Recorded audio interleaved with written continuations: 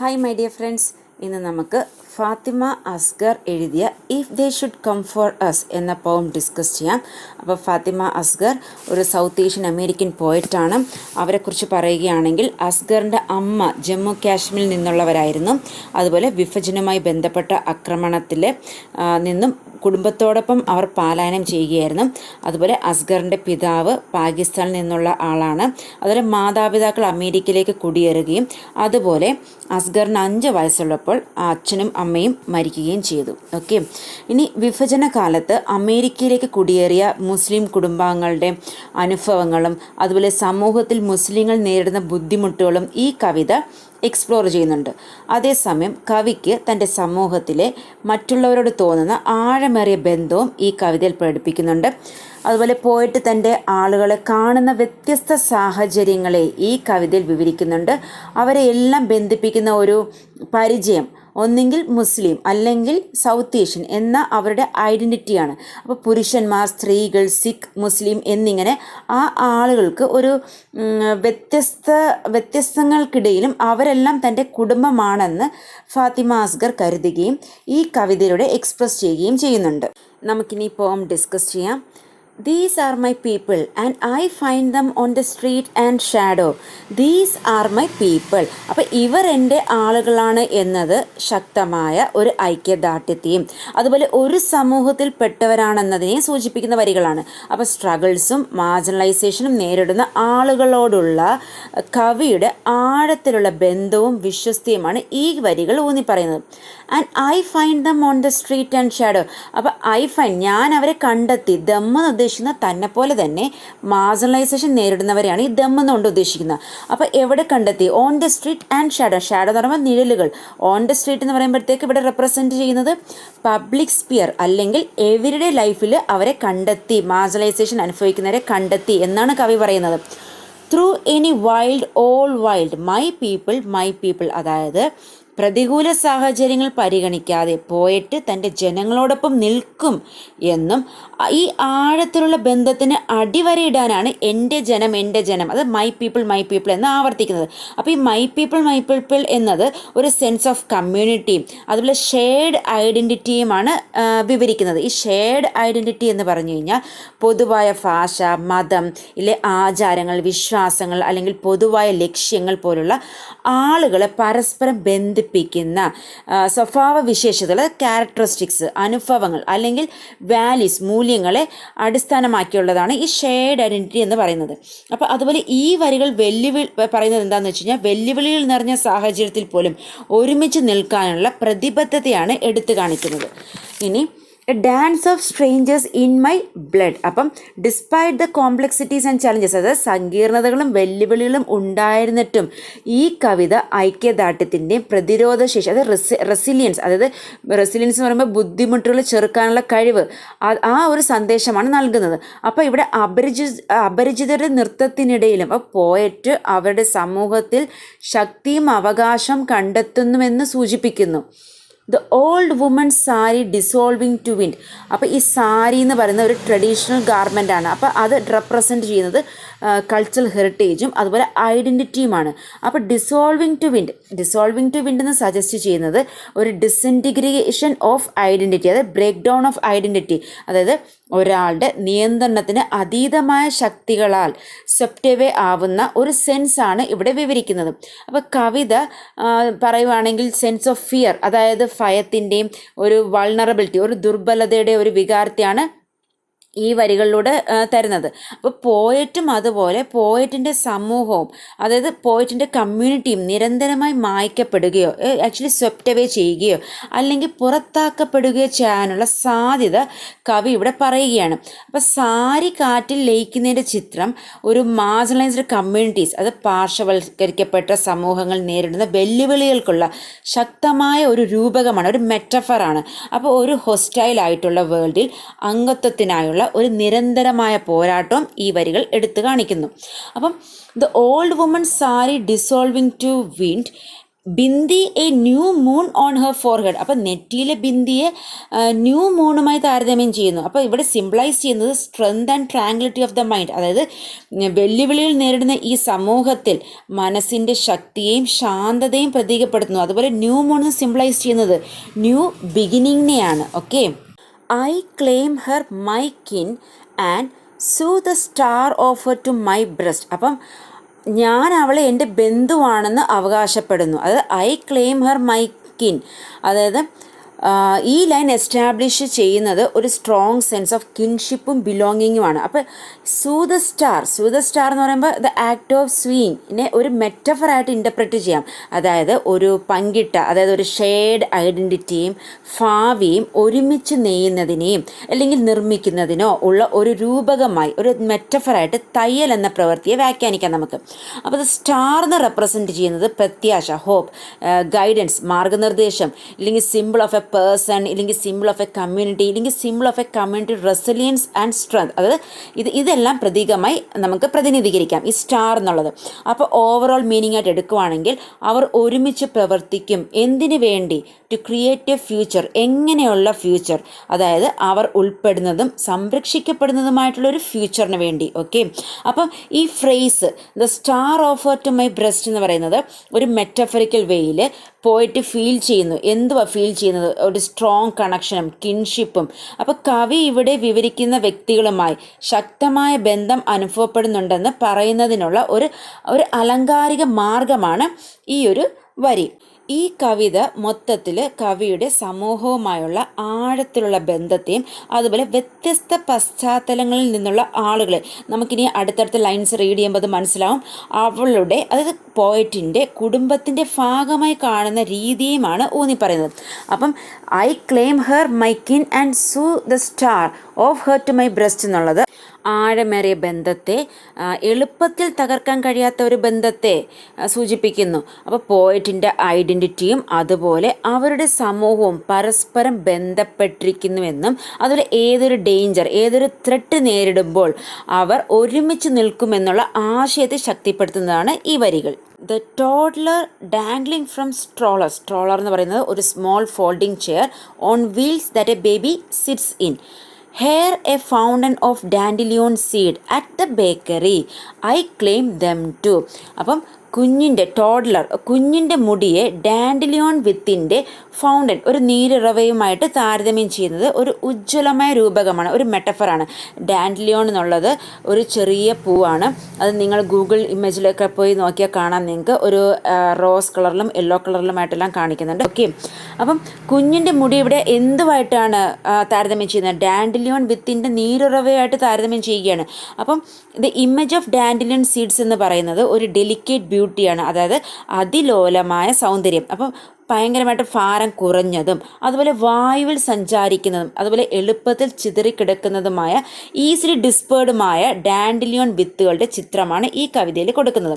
അപ്പം ഇവിടെ എന്താണ് കവി ഉദ്ദേശിക്കുന്നതെന്ന് വെച്ച് കഴിഞ്ഞാൽ റെസിലിയൻസ്, അതായത് ചലഞ്ചിങ് സിറ്റുവേഷൻ, അതായത് വെല്ലുവിളി നിറഞ്ഞ സാഹചര്യങ്ങളിൽ പോലും തഴച്ചു വളരാനുള്ള ഒരു കഴിവ് ഈ ഡാൻഡിലിയൻസിനുണ്ട്. അപ്പോൾ ഇവിടെ കവി തൻ്റെ സമൂഹത്തിൻ്റെ റെസിലിയൻസും ശക്തിയും പ്രതീകപ്പെടുത്തുകയാണ് ഈ വരികളിലൂടെ. അപ്പോൾ അത് ഇമേജ് ഓഫ് ദ ടോഡ്ലർ, അതായത് നിഷ്കളങ്കതയുടെയും അതുപോലെ പുതിയ തുടക്കങ്ങളുടെയും പ്രതീകമായ, അത് simple of innocence and new beginnings, ഒരു കുഞ്ഞിൻ്റെ ചിത്രം ഇവിടെ കൊടുക്കുന്നുണ്ട്. അത് പ്രതീക്ഷയുടെ ഒരു തിളക്കവും അതുപോലെ സമൂഹത്തിൻ്റെയും ബന്ധത്തിൻ്റെയും പ്രാധാന്യം ഇവിടെ വിവരിക്കുന്നുണ്ട്. അതുപോലെ തന്നെ ഈ വരി സിംബിളൈസ് ചെയ്യുന്നത് resilience and strength of the കമ്മ്യൂണിറ്റീവാണ്. ഐ ക്ലെയിം ദം ടു എന്ന് പറയുന്നത് ഞാൻ അവരെയും എൻ്റെ ബന്ധുവാണെന്ന് അവകാശപ്പെടുന്നു എന്ന് കവിയുടെ പറയുകയാണ്. ദ സിക്ക് uncle at the airport who apologises for the PAT down. അതായത് ഇവിടെ ഒരു ഹൃദയസ്പർശിയ ഒരു ചിത്രമാണ്. അതായത് സെപ്റ്റംബർ 11 ഭീകര ആക്രമണത്തിൽ മുസ്ലിം സിഖ് സമൂഹങ്ങൾ നേരിടുന്ന പ്രിജുഡൈസ്, അതായത് മുൻവിധിയും അതുപോലെ ഡിസ്ക്രിമിനേഷൻ, വിവേചനവും എടുത്തു കാണിക്കുന്ന ഒരു ചിത്രമാണ് ഈ കവിതയിൽ വിവരിച്ചിരിക്കുന്നത്. അതുപോലെ തന്നെ ഈ പോം എക്സ്പ്ലോർ ചെയ്യുന്ന തീംസ് എന്തൊക്കെയാണെന്ന് വെച്ച് കഴിഞ്ഞാൽ ഐഡൻറ്റിറ്റി, അതുപോലെ ബിലോങ്ങിങ്, അതുപോലെ impact of post 9/11 Islamophobia, Islamophobia, അതായത് ഇസ്ലാമോഫോബിയ എന്ന് പറയുമ്പോൾ ഡിസ്ലൈക്ക് ഓഫ് അല്ലെങ്കിൽ prejudice against Islam or Muslims especially as A political force. അതുപോലെ ആൻറ്റി സിഖ് സെൻറ്റിമെൻറ്റ്, അതായത് prejudice or discrimination against Sikh in the United States. അപ്പോൾ ഈ സെപ്റ്റംബർ 11 ഭീകരാക്രമണം ചെറിയൊരു വിവരണം തരാം.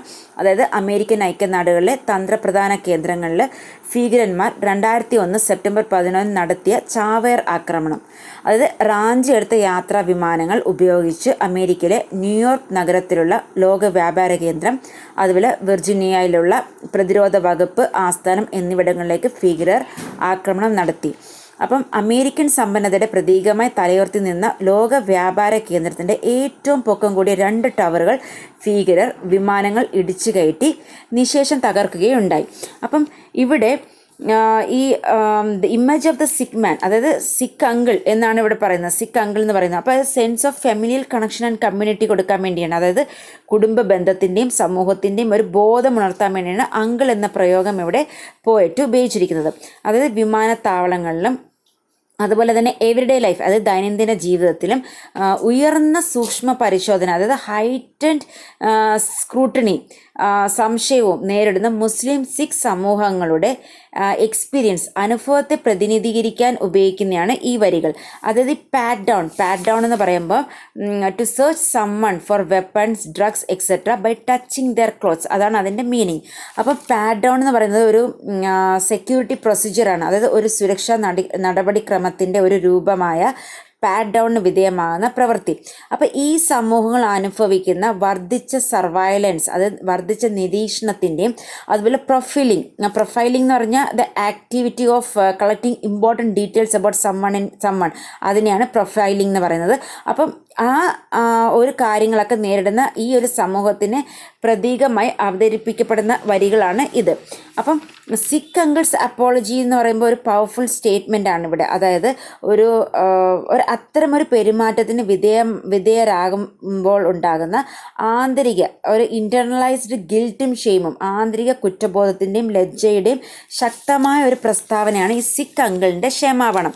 അതുപോലെ ഈ ഒരു ലൈൻ ഹൈലൈറ്റ് ചെയ്യുന്നത് അബ്സർഡിറ്റി ഓഫ് ദ സിറ്റുവേഷൻ ആണ്. അതായത് വിവേചനം പെർപിട്രേറ്റ് ചെയ്യുന്ന, അതായത് വിവേചനം ഡിസ്ക്രിമിനേഷൻ ക്യാരി ഔട്ട് ചെയ്യുന്നവരോട് ക്ഷമാപണം നടത്തുകയാണ് ഇവിടെ. അപ്പം ഇവിടെ ഒരു മെറ്റഫറായിട്ട് യൂസ് ചെയ്തിരിക്കുകയാണ്. അതായത് ബ്രോഡർ എക്സ്പീരിയൻസ് ഓഫ് ഡിസ്ക്രിമിനേഷനും അതുപോലെ മാനസിക പീഡനം സഹിക്കുന്ന മാർജിനലൈസ്ഡ് കമ്മ്യൂണിറ്റീസിനെ വിവരിക്കുന്ന ഒരു ചിത്രമാണ് ഈ വരികളിലൂടെ എടുത്തു കാണിക്കുന്നത്. The Muslim man who abandons his car at the traffic light drops to his knees എന്ന് വെച്ച് കഴിഞ്ഞാൽ നെയിൽ ഡൗൺ, അത് മുട്ടുകുത്തുക. At the call of the അസാൻ എന്ന് വെച്ച് കഴിഞ്ഞാൽ ഇസ്ലാമിക് കോൾ ടു പ്രെയർ ആണ്. അപ്പോൾ അതായത് ഒരു പൊതുസ്ഥലത്ത് ട്രാഫിക് സിഗ്നലിൽ കാർ ഉപേക്ഷിച്ച്, അത് അബാൻഡൻ ചെയ്ത് ഒരു മുസ്ലിം മാൻ അസാൻ വിളിക്കുമ്പോൾ മുട്ടുകുത്തി നിൽക്കുന്ന ചിത്രം. അതായത് ഇത് എന്തിനാണ് ഇവിടെ ചിത്രീകരിച്ചിരിക്കുന്നതെന്ന് പറഞ്ഞാൽ എ മൊമെൻ്റ് ഓഫ് യൂണിറ്റി എടുത്തു കാണിക്കുകയാണ് പോയിട്ട്. അതായത് ലോകമെമ്പാടുമുള്ള മുസ്ലിങ്ങളെ ഒന്നിപ്പിക്കുന്ന അവരുടെ ഷെയർഡ് ആയിട്ടുള്ള വിശ്വാസത്തെയും ഭക്തിയെയും ഓർമ്മിപ്പിക്കുന്ന എടുത്തു കാണിക്കുന്ന ഒരു ചിത്രമാണ് ഇത്. And the Muslim man who sips good whisky at the start of മഗ്രീബ് എന്ന് പറയുമ്പോൾ ഒരു സൺസെറ്റ് പ്രെയർ ഇൻ ഇസ്ലാമാണ്. അപ്പം മഗ്രീബ് തുടങ്ങുമ്പോൾ ഗുഡ് വിസ്കി കുടിക്കുന്ന ഒരു മുസ്ലിമാൻ്റെയും ഒരു ചിത്രവും ഈ കവിതയിൽ എടുത്തു കാണിക്കുന്നുണ്ട്. അപ്പോൾ ഒരു സ്റ്റീരിയോ ടൈപ്പിൽ നിന്നെല്ലാം മാറിയ ഒരു ചിത്രമാണ് ഈ എടുത്തു കാണിക്കുന്നത്. ദ ലോൺ കാല at the park pairing her kurta with Crocs. അപ്പം ഈ ഹിന്ദിയിൽ അല്ലെങ്കിൽ ഉറുദുവിൽ കാല എന്ന് പറഞ്ഞു കഴിഞ്ഞാൽ ആൻറ്റി അല്ലെങ്കിൽ ഫാദറുടെ സിസ്റ്ററിനെയാണ് അഭിസംബോധന ചെയ്യാൻ വേണ്ടിയാണ് കാല എന്നുള്ള വേർഡ് യൂസ് ചെയ്യുന്നത്. അപ്പോൾ ലോൺ എന്ന വേർഡ് എംഫസൈസ് ചെയ്യുന്നത് ആ വുമൻ്റെ സോളിറ്റ്യൂഡാണ്. അതായത് ആ വുമൺ ആൾക്കൂട്ടത്തിൽ നിന്ന് വേറിട്ട് നിൽക്കുന്നു, പക്ഷേ അവരുടെ സമൂഹവും പൈതൃകവുമായി സ്റ്റിൽ കണക്റ്റഡ് ആണ്. ഓക്കെ, അപ്പോൾ ഈ ഒരു ലൈൻ ഡിപ്പിക്റ്റ് ചെയ്യുന്നത് അല്ലെങ്കിൽ എംഫസൈസ് ചെയ്യുന്ന വുമൻസിൻ്റെ ഇൻഡിപെൻഡൻറ്റും അതുപോലെ വുമൺ സോളിറ്റ്യൂഡുമാണ്. അതുപോലെ പെയറിംഗ് ഹെർ കുർത്ത വിത്ത് ക്രോക്സ് എന്ന് ഇവിടെ പോയിട്ട് ഉദ്ദേശിച്ചിരിക്കുന്ന അവരുടെ ആ വേഷവിധാനത്തെയാണ്. അതായത് അവർ ട്രഡീഷണലുമാണ്, അവർ മോഡേണും ആണ് എന്നത് കാണിക്കാൻ വേണ്ടി, ബോത്ത് ട്രഡീഷണൽ ആൻഡ് മോഡേൺ എന്ന് ഡിപ്പിക്റ്റ് ചെയ്യാൻ വേണ്ടിയാണ്. അതായത് കുർത്തയുടെ കൂടെ ക്രോക്സ് എന്ന് പറയുമ്പോൾ ഒരു കംഫർട്ടബിൾ ഫുട് വെയർ ധരിച്ചിരിക്കുന്നു. അത്രയേ ഉള്ളൂ ഇതിൽ. ഇനി അടുത്ത line, my people I can't be lost when I see you my compass is brown and gold and blood. അപ്പം ഈ ലൈൻ എക്സ്പ്രസ് ചെയ്യുന്നത് ഒരു sense of unwavering connection and belonging ആണ്. അതായത് മൈ പീപ്പിൾ എന്ന് വെച്ചാൽ ഒരു ഗ്രൂപ്പിനെയോ അല്ലെങ്കിൽ ഐഡൻറ്റിറ്റിയുമായുള്ള ആഴത്തിലുള്ള ബന്ധം കാണിക്കാനാണ് ഈ മൈ പീപ്പിൾ എന്നുള്ള വേർഡ് യൂസ് ചെയ്തിരിക്കുന്നത്. ഐ കാൺ ബി ലോസ്റ്റ് എന്നുള്ളത് ഈ പ്രസ്താവന അല്ലെങ്കിൽ ഈ സ്റ്റേറ്റ്മെൻറ്റ് ആ സമൂഹത്തിൽ നിന്നോ അല്ലെങ്കിൽ ഐഡൻറ്റിറ്റിയിൽ നിന്നോ വേർപിരിയാനാവാത്ത ഒരു തോന്നൽ നൽകുന്നു. അപ്പോൾ പോയിറ്റിൻ്റെ സെൻസ് ഓഫ് സെൽഫും പർപ്പസ്, അത് ലക്ഷ്യബോധം അവരുടെ ആളുകളുമായി അല്ലെങ്കിൽ അവരുടെ കമ്മ്യൂണിറ്റിയുമായി ബന്ധപ്പെട്ടിരിക്കുന്നു എന്ന് സൂചിപ്പിക്കുന്നു. അതാണ് my people I can be lost. അതുപോലെ ഈ ലൈൻ സിംബിളൈസ് ചെയ്യുന്നത് poet sense of belonging and കമ്മ്യൂണിറ്റിയാണ്. See you my compass is brown and gold and blood. അതായത് ഈ ബ്രൗൺ ആൻഡ് ഗോൾഡ് എന്ന് റെപ്രസെൻ്റ് ചെയ്യുന്നത് ഹെർ കൾച്ചറൽ ഹെറിറ്റേജും അത് സാംസ്കാരിക പൈതൃകത്തെ പ്രതിനിധീകരിക്കുന്നു. ബ്ലഡ് എന്ന് റെപ്രസെൻ്റ് ചെയ്യുന്നത് ഷെയർഡ് ഹിസ്റ്ററി ആൻഡ് സാക്രിഫൈസസ്, ചരിത്രത്തെയും ത്യാഗത്തെയുമാണ് റെപ്രസെൻ്റ് ചെയ്യുന്നത്. അപ്പോൾ ഈ മൈ കോമ്പസ് അതായത് തൻ്റെ സമൂഹത്തിൽ താൻ എങ്ങനെ ഒരു സെൻസ് ഓഫ് ഡയറക്ഷനും അതുപോലെ ബിലോങ്ങിങ്ങും കണ്ടെത്തുന്നുവെന്ന് വിവരിക്കാൻ വേണ്ടിയാണ് ഈ കോമ്പസ് എന്നുള്ള വേർഡ് യൂസ് ചെയ്തിരിക്കുന്നത്. My compass, a Muslim teenager, snapback and high tops gracing the subway platform. Masha Allah, I claim them all. അപ്പോൾ ഇനി അടുത്ത ആരെയാണ് പോയിട്ട് കാണുന്നത് ആരെയാണെന്ന് വെച്ചാൽ ഒരു മുസ്ലിം ടീനേജറിനെ കാണുന്നു. എവിടെ വെച്ച് കാണുന്നു? സബ്വേ പ്ലാറ്റ്ഫോമിൽ വെച്ച് കാണുന്നു. അപ്പം ഇവിടെ എന്താ പറഞ്ഞതെന്ന് വെച്ച് കഴിഞ്ഞാൽ ത്രെട്ട് അനുഭവിക്കുന്ന കമ്മ്യൂണിറ്റിയിൽ ഒരു മോഡേൺ അല്ലെങ്കിൽ ഒരു യൂത്ത്ഫുൾ ആയിട്ടുള്ള ഒരു മുസ്ലിം ടീനേജറിൻ്റെ ചിത്രമാണ് ഇവിടെ ഈ വരികളിൽ കൊടുക്കുന്നത്. അതുപോലെ ആ മുസ്ലിം ടീനേജർ എന്താണ് ധരിച്ചിരിക്കുന്നത്? സ്നാപ്പ് ബാക്കും അതുപോലെ ഹൈ ടോപ്സും. അപ്പോൾ ആ ഒരു പിക്ചർ കൊടുക്കുന്നത് എന്താണെന്ന് വെച്ച് കഴിഞ്ഞാൽ എ സിമ്പിൾ ഓഫ് യൂത്ത് കൾച്ചറിൻ്റെ സിമ്പിൾ കൊടുക്കുന്നു. അതുപോലെ റെപ്രസെൻറ്റ് ചെയ്യുന്നത് എ സെൻസ് ഓഫ് സ്റ്റൈലും അതുപോലെ സെൽഫ് എക്സ്പ്രഷനുമാണ്. ഓക്കെ, അത് കഴിഞ്ഞ് ഐ ക്ലെയിം ദം ഓൾ, അതായത് പോയറ്റ് ഇവരെ എല്ലാവരെയും തൻ്റെ ബന്ധുവായിട്ട് കണക്കാക്കുന്നു. അപ്പോൾ പോയറ്റിൻ്റെ കമ്മ്യൂണിറ്റി എന്ന് പറയുന്നത് കോമൺ ആയിട്ടുള്ള പബ്ലിക് സ്പേസിലെല്ലാം കാണുന്നു പോയറ്റ്. അപ്പോൾ ഇത് ഹൈലൈറ്റ് ചെയ്യുന്നത് അവരുടെ പ്രസൻസ്, അവരുടെ കമ്മ്യൂണിറ്റിയുടെ പ്രസൻസ് എല്ലായിടത്തും ഉണ്ട് എന്ന് കവി ഈ വരികളിലൂടെ പറയുകയാണ്. My country is made in my people's image. അപ്പം കവിയുടെ നേഷനും ഐഡൻറ്റിറ്റിയും രൂപപ്പെടുന്നത് അവരുടെ ജനങ്ങളുടെ, പ്രത്യേകിച്ച് മാർജിനലൈസ്ഡ് ഗ്രൂപ്പ് വിഭാഗത്തിൻ്റെ അനുഭവങ്ങൾ, പോരാട്ടങ്ങൾ, റെസിലിയൻസ് എന്നിവയിലൂടെയാണ്. അപ്പം ഈ കവിതയിൽ തൻ്റെ സമൂഹത്തോട് പ്രത്യേകിച്ച് വിവേചനമോ അതുപോലെ തന്നെ അടിച്ചമർത്തലോ നേരിടുന്നവരോട് ശക്തമായ ഐക്യദാർഢ്യം പ്രകടിപ്പിക്കാൻ ഈ വാചകം ഉപയോഗിക്കുന്നു. If they come for you they come for me too. അതായത് ഒരു വ്യക്തിക്ക് നേരെ ഒരു ദോഷം ഇല്ലെങ്കിൽ ഒരു ഹാം സംഭവിച്ചാൽ അത് ആ മുഴുവൻ ഗ്രൂപ്പിനും എതിരായ ഒരു അക്രമമാണെന്ന് ഈ വരികൾ സൂചിപ്പിക്കുന്നു. അപ്പം ഈ കവിതയിൽ തൻ്റെ സമൂഹത്തോടുള്ള പ്രതിബദ്ധതയും അതുപോലെ ഭീഷണി നേടുന്നവർക്കൊപ്പം നിൽക്കുമെന്ന പ്രതിജ്ഞയും പ്രകടിപ്പിക്കാൻ ഈ വാചകം ഉപയോഗിക്കുന്നു. അതുപോലെ ഒരു അംഗം അപകടമോ അടിച്ചമർത്തലോ നേരിടുകയാണെങ്കിൽ മുഴുവൻ ഗ്രൂപ്പും അതിനെതിരെ ഒറ്റക്കെട്ടായി നിൽക്കും എന്നും ഈ ഒരു ആശയം കൊടുക്കുന്നുണ്ട്. അതുപോലെ ഇത് ഹൈലൈറ്റ് ചെയ്യുന്നത് ദ നീഡ് ഫോർ മ്യൂച്വൽ സപ്പോർട്ടും പ്രൊട്ടക്ഷനുമാണ്. അതുപോലെ ഈ ലൈൻ സിഗ്നിഫൈ ചെയ്യുന്നത് എ സ്ട്രോങ് സെൻസ് ഓഫ് സോളിഡാരിറ്റിയും അതുപോലെ തന്നെ മ്യൂച്വൽ പ്രൊട്ടക്ഷൻ വിത്തിൻ എ ഗ്രൂപ്പും ആണ്. In the dead of winter, a flock of antees step out on the sand. Their dupattas turn to ocean. അപ്പോൾ in the dead of winter എന്ന് പറയുമ്പോൾ ആ വിൻ്ററിൻ്റെ മിഡിലായിട്ടുള്ളൊരു ടൈമിൽ അത് നല്ല തണുപ്പാണ്. അപ്പോൾ എ ഫ്ലോക്ക് ഓഫ് ആൻറ്റീസ് എന്ന് ഇവിടെ ഉദ്ദേശിക്കുന്നത് പോയിറ്റിൻ്റെ കമ്മ്യൂണിറ്റി റെപ്രസെൻറ്റ് ചെയ്യാൻ വേണ്ടിയാണ് ഈ ഫ്ലോക്ക് ഓഫ് ആൻറ്റീസ് എന്നുള്ള ഫ്രേസ് യൂസ് ചെയ്തിരിക്കുന്നത്. Step out on the sand, their dupattas turn to ocean, അതായത് അവരുടെ ദുപ്പട്ടകൾ സമുദ്രമായി മാറുന്നു. അപ്പോൾ ഈ വരി എന്താ പറയുന്നത് വെച്ചാൽ transformative power of community and resistance ആണ് ചൂണ്ടിക്കാണിക്കുന്നത്. അതായത് ഈ ദുപ്പട്ടാസ് എന്ന് പറയുന്നത് ദക്ഷിണേന്ത്യൻ സ്ത്രീകളുടെ വസ്ത്രധാരണത്തിൻ്റെയും അതുപോലെ തന്നെ സാംസ്കാരിക ഐഡൻറ്റിറ്റിയുടെ ഒരു പ്രതീകമാണ്. അപ്പോൾ ഈ ദുപ്പട്ടാസ് ടേൺ ടു ഓഷ്യൻ എന്ന് സജസ്റ്റ് ചെയ്യുന്നത് ഒരു പവർഫുൾ ട്രാൻസ്ഫോർമേഷൻ, അതായത് where the ordinary becomes extraordinary, അതായത് ശക്തമായ ഒരു പരിവർത്തനത്തെ സൂചിപ്പിക്കുന്നു. അതായത് അവിടെ സാധാരണക്കാരൻ എന്താകുന്നു? അസാധാരണനാകുന്നു. അപ്പം ഈ ഓഷ്യൻ എന്ന് റെപ്രസെൻറ്റ് ചെയ്യുന്നത് വാസ്റ്റ്നെസ് ആണ്, വിശാലതയാണ്, സ്ട്രെങ്ത് ആണ്, അതുപോലെ അത് പൊട്ടൻഷ്യൽ ഫോർ ഓവർവെൽമിങ് ഫോഴ്സ്. അപ്പോൾ ഇവിടെ എന്താ പറയുന്നതെന്ന് വെച്ച് കഴിഞ്ഞാൽ ആ act of stepping out on the sand എന്നുള്ളത് നമുക്കൊരു ബോൾഡ് ആയിട്ടുള്ള ഒരു ഡെഫിയൻറ്റ് ജസ്റ്ററായിട്ട് ഇൻ്റർപ്രിറ്റ് ചെയ്യാം. അതായത് അപകടത്തെ അഭിമുഖീകരിച്ചാലും അവർ വിശ്വസിക്കുന്ന കാര്യങ്ങൾക്ക് നിലകൊള്ളാൻ ഭയപ്പെടുന്നില്ല എന്ന് കാണിക്കുന്നതാണ് ആ act of stepping out on the sand എന്ന് പറയുന്നത്. അപ്പം ഇത് മൊത്തത്തിൽ എന്താ പറയുന്നതെന്ന് വെച്ച് കഴിഞ്ഞാൽ പ്രതികൂല സാഹചര്യങ്ങൾ നേരിടുമ്പോഴും അവരെ എളുപ്പത്തിൽ കീഴടക്കുകയോ അല്ലെങ്കിൽ അവരെ നിശബ്ദമാക്കുകയോ ചെയ്യാൻ കഴിയില്ല. അതായത് കൂട്ടായ ശക്തിയുടെയും അതുപോലെ തന്നെ അചഞ്ചലമായ ഒരു പിന്തുണയുടെയും ആശയത്തെയാണ് ഇത് ശക്തിപ്പെടുത്തുന്നത്. ഓക്കെ, അത് theme of solidarity and resistance. അതുപോലെ തന്നെ dupattas transforming to vast ocean എന്ന് സിംബിളൈസ് ചെയ്യുന്നത് ആ കമ്മ്യൂണിറ്റിയുടെ സ്ട്രെങ്തും അതുപോലെ തന്നെ അവരുടെ ആ അൺവേവറിങ് പ്രസൻസുമാണ്. A colony of uncles grind their palms. അപ്പോൾ ഈ ലൈൻ ഡിപ്പിക്റ്റ് ചെയ്യുന്നത് a group of men, may be elderly ആയിട്ടുള്ള ഇല്ലെങ്കിൽ കമ്മ്യൂണിറ്റി ലീഡേഴ്സ്, അവർ ലക്ഷ്യബോധത്തോടെയും അതുപോലെ ദൃഢനിശ്ചയത്തോടെയും ഒരുമിച്ച് പ്രവർത്തിക്കുന്നു. അതുപോലെ തന്നെ ഈ ദ ഗ്രൈൻഡിങ് ഓഫ് പാംസ് എന്ന് സജസ്റ്റ് ചെയ്യുന്നത് ഹാർഡ് വർക്ക്, അതുപോലെ റെസിലിയൻസ്, അതുപോലെ ആ collective effort to protect their people. അവരുടെ ആ കമ്മ്യൂണിറ്റിയെ പ്രൊട്ടക്റ്റ് ചെയ്യാനുള്ള ആ കളക്റ്റീവ് എഫേർട്ടിനെയാണ് ആ ഗ്രൈൻഡിങ് ഓഫ് പാംസ് എന്ന് സജസ്റ്റ് ചെയ്യുന്നത്. 1000 ജാസ്മിൻസ് ബെൽ ദ എയർ. 1000 മുല്ലപ്പൂക്കൾ വായുവിൽ മണി മുഴക്കുന്നു. ഈ ബെൽ ദ എയർ ഇവിടെ ഒരു മെറ്റഫറിക്കൽ കമ്പാരിസൺ ഉണ്ട്. അതായത് മണികളുടെ ശബ്ദം പോലെ മുല്ലപ്പൂക്കളുടെ സുഗന്ധം ചുറ്റുമുള്ള അന്തരീക്ഷത്തിൽ നിറഞ്ഞു നിൽക്കുന്നുവെന്നാണ് ഈ വരി സൂചിപ്പിക്കുന്നത്. അതായത് ദ ജാസ്മിൻസ്, അത് മുല്ലപ്പൂക്കളുടെ സുഗന്ധം എന്ന് പറയുന്നത് നമുക്കറിയാം സ്ട്രോങ് ആണ്, ശക്തിയായിട്ടുള്ള ഒരു സ്മെല്ലാണ്. അതുപോലെ എൻഡ്യൂറിംഗ് ആണ്, അത് ലോങ് ലാസ്റ്റിംഗ് ആയിട്ടുള്ളൊരു സെൻറ്റാണ്, സുഗന്ധമാണ്. അപ്പോൾ ഇത് റെപ്രസെൻറ്റ് ചെയ്യുന്നത് പ്രതികൂല സാഹചര്യങ്ങൾക്കിടയിലും പോയിറ്റിൻ്റെ കമ്മ്യൂണിറ്റിയുടെ ആ എൻഡ്യൂറിംഗ് സ്പിരിറ്റിനെയാണ്, അത് ലോങ് ലാസ്റ്റിംഗ് സ്പിരിറ്റിനെയാണ്. അപ്പോൾ ഭീഷണികളോ അല്ലെങ്കിൽ പീഡനങ്ങളോ നേരിടേണ്ടി വന്നാലും പോയിറ്റിൻ്റെ കമ്മ്യൂണിറ്റി സ്ട്രെങ്തും അതുപോലെ റെസിലിയൻസും നിറഞ്ഞതായിരിക്കും എന്നാണ് ഈ വരികളുടെ പോയിറ്റ് പറയാൻ ഉദ്ദേശിക്കുന്നത്.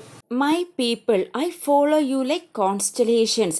അപ്പം പ്രതികൂല സാഹചര്യങ്ങൾക്കിടയിലും പോയിട്ട് പിന്തുടരുകയും ഫോളോ ചെയ്യുകയും ആശ്വാസം കണ്ടെത്തുകയും ചെയ്യുന്ന തൻ്റെ സമൂഹവുമായി ഒരു എൻഡ്യൂറിങ് കണക്ഷൻ, ഒരു ലോങ് ലാസ്റ്റിംഗ് കണക്ഷൻ കണ്ടെത്താൻ കവി ഇവിടെ ആഗ്രഹിക്കുന്നു. My people I follow you like എന്തെന്നാണ് പറയുന്നത്, കോൺസ്റ്റലേഷൻ എന്ന് പറയുന്നത്. അപ്പോൾ ഒരു മെറ്റഫർ ഉണ്ട്, അതായത് തൻ്റെ ജനങ്ങളോടുള്ള അചഞ്ചലമായ വിശ്വസ്തതയും അതുപോലെ സ്നേഹത്തെയും ബന്ധത്തെയും പ്രതീകപ്പെടുത്തുന്നതാണ് ഈ വരികൾ. We hear the glass smashing the street. അതായത് ഈ ഒരു ലൈൻ റെഫർ ചെയ്യുന്നത് ക്രിസ്റ്റൽ നാച്ച് അല്ലെങ്കിൽ നൈറ്റ് ഓഫ് ബ്രോക്കൺ ഗ്ലാസ് എന്ന ഇൻസിഡൻ്റ് ആണ്. അതായത് അതിൻ്റെ ഒരു ചെറിയ വിവരണം തരാം. 1938 നവംബർ 9-10 തീയതികളിൽ നാസി ജർമ്മനിയിലും ഓസ്ട്രിയയിലും ജൂത ജനതയ്ക്കെതിരെ നടത്തിയ ഒരു അക്രമാസക്തമായ ഒരു ഇൻസിഡൻ്റ് ആണ് ഈ ക്രിസ്റ്റൽ നാച്ച് അഥവാ ചില്ലുകൾ തകർത്ത രാത്രി. അപ്പോൾ എന്താ അവിടെ സംഭവിച്ചതെന്ന് വെച്ച് കഴിഞ്ഞാൽ സിനഗോഗുകൾ കത്തിക്കുകയും ജൂത വ്യാപാര സ്ഥാപനങ്ങൾ നശിപ്പിക്കുകയും അതുപോലെ ആയിരക്കണക്കിന് ജൂതന്മാരെ അറസ്റ്റ് ചെയ്യുകയും നാടുകടത്തുകയും ചെയ്തു. അപ്പം ഈ ജൂത ഉടമസ്ഥതയിലുള്ള കടകളുടെയും ഭവനങ്ങളുടെയും ആരാധനാലയങ്ങളുടെയും തകർത്ത ചില്ലുകൾ തെരുവ് നീളെ ചിതറി തെറിച്ച് കിടക്കുന്നതിനാലാണ് ഈ ഒരു ഇൻസിഡൻറ്റിന് ക്രിസ്റ്റൽ നാച്ച് അല്ലെങ്കിൽ ചില്ലുകൾ തകർത്ത രാത്രി എന്ന പേര് വരുന്നത്. അപ്പോൾ ഈ ഒരു ഇൻസിഡൻറ്റിനെയാണ് ഇവിടെ ഈ ഒരു line we hear the glass smashing the street എന്നതുകൊണ്ട് ഉദ്ദേശിക്കുന്നത്. And the nights opening their dark. അത് രാത്രിയുടെ ഇരുട്ടിൽ മറിഞ്ഞിരിക്കുന്ന സത്യങ്ങളുടെയോ വികാരങ്ങളുടെയോ ഒരു സെൻസിനെ ഇവോക്ക് ചെയ്യുന്ന വരിയാണിത്. അതായത് മറഞ്ഞിരിക്കുന്ന സത്യങ്ങളോ അതായത് ഹിഡൻ ട്രൂത്തോ അല്ലെങ്കിൽ ആന്തരിക പോരാട്ടങ്ങൾ, അത് ഇന്നർ സ്ട്രഗിൾസോ അല്ലെങ്കിൽ പോയിട്ട് അനുഭവിക്കുന്ന ആത്മപരിശോധനയുടെ എ പീരീഡ് ഓഫ് ഇൻട്രോസ്പെക്ഷൻ, ആ ഒരു കാലഘട്ടത്തെ പ്രതീകപ്പെടുത്താം ഈ വരി. അതുപോലെ ഈ വരി എക്സ്പ്ലോർ ചെയ്യുന്നത് സമൂഹത്തിൽ മുസ്ലിങ്ങൾ നേരിടുന്ന ബുദ്ധിമുട്ടുകൾ, അതുപോലെ കവിക്ക് തൻ്റെ സമൂഹത്തോട് തോന്നുന്ന ആഴമേറിയ ബന്ധത്തെയും എക്സ്പ്ലോർ ചെയ്യുന്ന വരികളാണിത്. അവർ names this countries wood for the fire my people my people. അതായത് ഈ ലൈൻ എക്സ്പ്രസ് ചെയ്യുന്നത് ഒരു sense of collective resilience strength ആണ്. അതായത് പ്രതിരോധം ജ്വലിപ്പിക്കാനോ അല്ലെങ്കിൽ അടിച്ചമർത്തപ്പെടുമ്പോൾ നശിക്കാതിരിക്കാനോ ഉപയോഗിക്കാവുന്ന ഇന്ധനമാണ് കവിയും അവളുടെ സമൂഹവും. അതായത് അവരുടെ നിലനിൽപ്പ് അല്ലെങ്കിൽ ഐഡൻറ്റിറ്റി തന്നെ ഒരു ഇന്ധനമായോ അല്ലെങ്കിൽ ഒരു റിസോഴ്സായോ കാണപ്പെടുന്നു എന്നാണ് ഈ വരികളിലൂടെ കവി പറയുന്നത്. The long years we have survived. അതായത് ഈ ഒരു ലൈൻ പറയുന്നത് എന്താണെന്ന് വെച്ച് കഴിഞ്ഞാൽ പോരാട്ടത്തിൻ്റെയും കഷ്ടപ്പാടുകളുടെ ഒരു ചരിത്രത്തെ ഊന്നിപ്പറയുകയും അംഗീകരിക്കുകയും ചെയ്യുന്നു. അതുപോലെ വെല്ലുവിളികൾ നിറഞ്ഞ പാസ്റ്റ് ലൈഫിനെ സൂചിപ്പിക്കുന്നതാണ് ഈ വരി. The long years yet to come, അതായത് വരാനിരിക്കുന്ന നീണ്ട വർഷങ്ങൾ, ഇത് ഭാവിയെ സൂചിപ്പിക്കുന്നു. അതായത് കൂടുതൽ ബുദ്ധിമുട്ടുകൾ മുന്നിലുണ്ടാകുമെന്ന് കവി അംഗീകരിക്കുകയും ചെയ്യുന്നു. ഐ സി യു മാപ്പ്, അതായത് സജസ്റ്റ് ചെയ്യുന്നത് എന്താണെന്ന് വെച്ച് കഴിഞ്ഞാൽ ഒരു വിഷൻ ഓഫ് ഷെയർഡ് ഫ്യൂച്ചറാണ്, ഒരു സെൻസ് ഓഫ് ബിലോങ്ങിങ് ആണ്, അതുപോലെ ഹോപ്പ് ഫോർ ദ ഫ്യൂച്ചറുമാണ്. The light your lantern long ahead and I follow, അതായത് ഭാവിയിലേക്ക് നാവിഗേറ്റ് ചെയ്യാൻ പോയറ്റ് മറ്റുള്ളവരുടെ വെളിച്ചത്തെ പിന്തുടരുന്നു എന്ന് പറഞ്ഞുകൊണ്ടാണ് കവിയുടെ ഈ പോയം അവസാനിപ്പിക്കുന്നത്. I hope you are clear with this explanation. Thank you. Have a nice day.